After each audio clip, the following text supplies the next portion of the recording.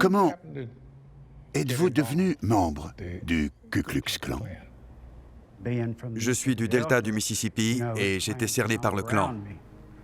Je manquais de confiance en moi. Acceptes-tu la lumière du Christ? Oui. Et j'ai été embobiné par les techniques de recrutement qu'ils utilisent pour appâter les jeunes gens vulnérables, tout comme les gangs dans les grandes villes. Pour Dieu! Pour Dieu! Pour le pays! Pour le pays! Pour la famille! La famille! Pour le clan! Le clan! Dès que je me suis enrôlé et que j'ai prêté serment, je me suis senti important. Combien de temps y êtes-vous resté? Près de 20 ans.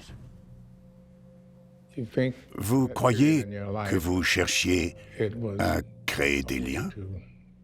J'avais trouvé une famille, oui, monsieur. Un sens? J'ai grandi dans une famille dysfonctionnelle, avec un père alcoolique qui était très violent. Mais ce n'est pas lui le fautif, j'assume pleinement la responsabilité de mes actes. Le clan a des règles très strictes. Nous ne voulons pas de noirs, C'est ça. pas d'homosexuels, pas de juifs. Avez-vous le sentiment que quelque chose n'allait pas? Je me suis toujours senti en contradiction avec moi-même, parce que j'avais été élevé par une dame noire. Et Nous étions très nombreux dans le Sud. oui, Rebecca avait élevé ma mère, mon frère, ma sœur, toute la famille.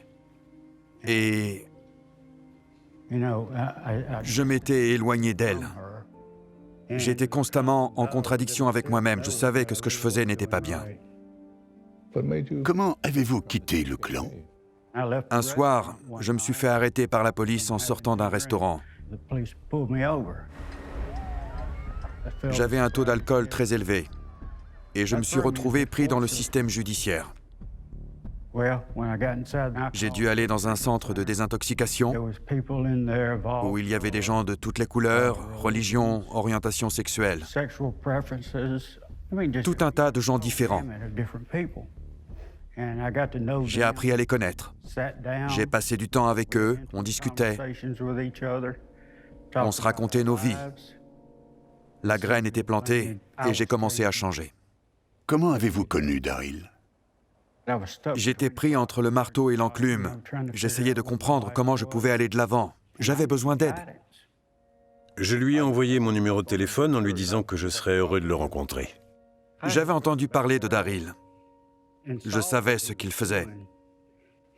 J'ai bien sûr commencé par lui dire qu'il était fou. C'était mon devoir.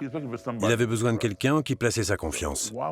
Comment aurais-je pu tourner le dos à un être qui voulait me faire confiance, qui cherchait une autre voie? J'ai toujours été persuadé que si on prend le temps de parler avec son pire ennemi, ne serait-ce que 5 minutes, on se trouve toujours un point commun. Et si on parle avec lui 10 minutes, on va se trouver encore plus de points communs. Si on établit une relation sur ce que nous avons en commun, elle se transformera en amitié. Et tout ce qui nous différencie, les détails comme la couleur de la peau, auront de moins en moins d'importance.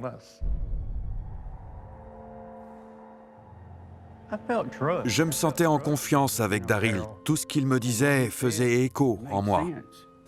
Suprématie blanche à chaque instant! Avec le recul, que pensez-vous?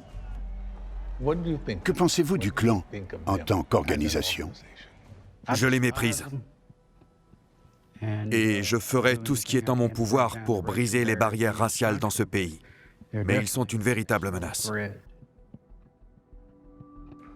On peut légiférer sur leurs actes, mais pas sur leurs convictions. Le fait d'avoir voté une loi permettant aux Noirs de s'asseoir dans les bus après Rosa Parks et le boycott des bus de Montgomery n'a pas changé les mentalités.